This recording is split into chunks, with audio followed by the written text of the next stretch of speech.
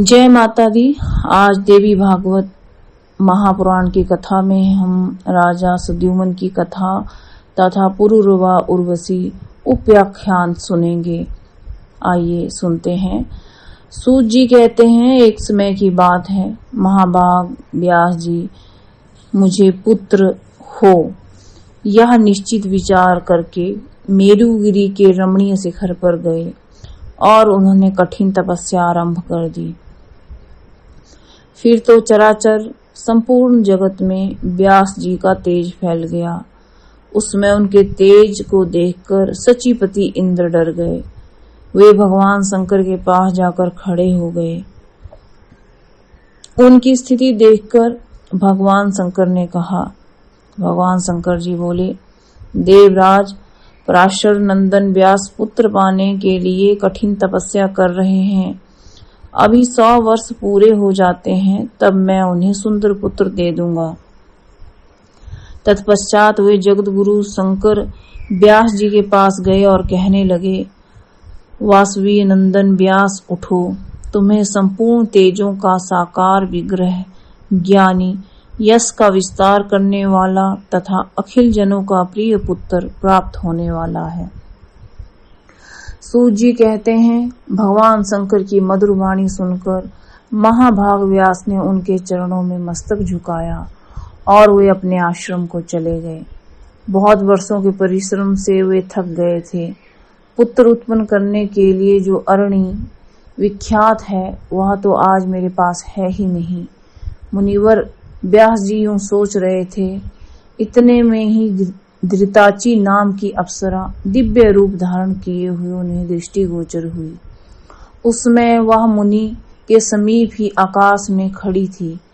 अब मुझे क्या करना चाहिए? यदि मैं इसे स्वीकार कर लेता हूँ तो तप करने वाले महात्मा मेरी हंसी उड़ाएंगे।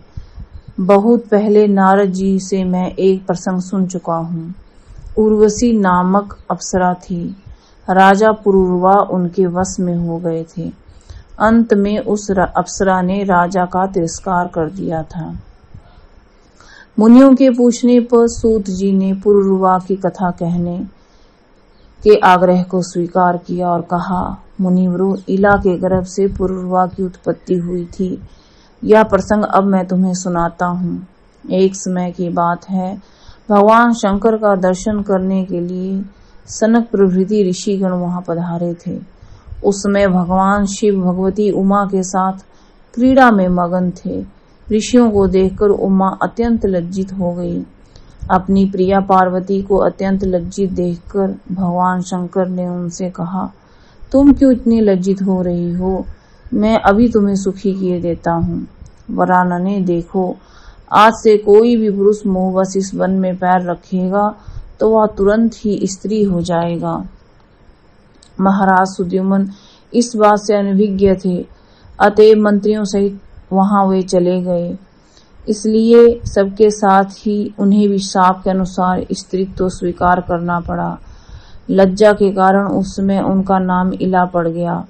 वे चारों ओर घूम रहे थे।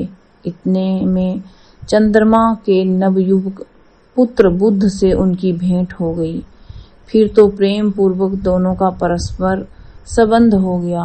इसी इला के गर्भ से बुद्ध ने पुरुरवा नामक पुत्र उत्पन्न किया। उस सुंदरी इला स्त्री वन में रहकर पुत्र को उत्पन्न कर दिया है, किंतु उसके मन में चिंता की लहरें उठती ही रहती थीं। वहीं उसने अपने कुल के आचार्य मुनिवर वशिष्ठ जी को याद किया। वशिष्ठ जी बड़े ही दयालु थे। उन्होंने सद्युमन की दशा देखकर जगत के कल्याण करने वाले देवादिदेव भगवान शंकर की स्तुति की। भगवान शंकर मुनिवर पर प्रसन्न हो गए। वशिष्ठ जी ने अपने प्रिय पात्र राजा के पुण्य पुरुष होने की प्रार्थना की। तब भगवान शंकर ने कहा, राजा 1 मास पुरुष रहेगा और 1 मास तो इसे स्त्री ही रहना पड़ेगा। इस प्रकार वर पाकर धर्मात्मा सद्युमन पुनः अपने घर चले आए। सद्युमन के स्वर्ग सिधारने पर पुरुरवा राज्य करने लगे। उनके रूप, गुण, वैभव, सदाचार, स्वभाव और शक्ति की बात सुनकर उर्वशी उन पर आसक्त हो गई। राजा पुरुरवा को उसने वर्ण कर लिया, पर उसने राजा के सामने ये शर्त रखी, राजन, तुम्हारे पास ये 2 मेढे रहते हैं, इनकी तुम्हें रक्षा करनी होगी।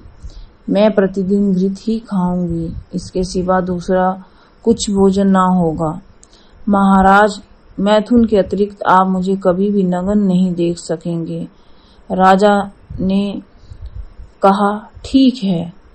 राजा ने जब यह शर्त भंग होने की बात पूछी तो उर्वशी ने कहा, यदि ये शर्त भंग हो जाती है तो मैं तुरंत आपको छोड़कर चली जाऊंगी। राजा ने उर्वशी की शर्त को स्वीकार कर लिया। इस प्रकार अनेकों वर्ष व्यतीत हो गए। देवराज इंद्र स्वर्ग में थे। उन्होंने देखा कि उर्वशी नहीं है। तब वे गंधर्वों से कहने लगे, गंधर्वों, मेरा स्थान उर्वशी के बिना उदास हो गया है, अतः जिस किसी उपाय से भी हो उस सुंदरी अप्सरा को यहाँ अवश्य लौटा लाओ। तदनंतर देवराज इंद्र के कथानुसार विश्वावसु प्रभृति अनेकों गंधर्व पुरुरवा के महल में गए। गंधर्वों ने मेढ़ों को चुरा लिया। वे जब उन्हें लेकर आकाश मार्ग से चले तब मेढ़े चिल्लाने लगे। ये देखकर उर्वशी विलाप करने लगी। राजा पुरुरवा नंगे ही छठ चोरों के पीछे दौड़ पड़े। ठीक उसी समय राजभवन के सामने ही गंधर्वों की प्रेरणा से बिजली चमक उठी। अप्सरा ने उन्हें नंगे ही देख लिया। फिर तो सभी गंधर्व रास्ते में ही मेढ़े छोड़कर भाग गए। राजा ने उन मेढ़ों को पकड़ लिया और वे थके मांदे अपने भवन लौट आए। उस समय उन्हें उर्वशी दिखाई नहीं पड़ी। उर्वशी तो पति को नग्न देखकर कब की जा चुकी थी। अब स्वयं राजा पुरुरवा होते हुए विदेश देशांतरों में चक्कर काटने लगे।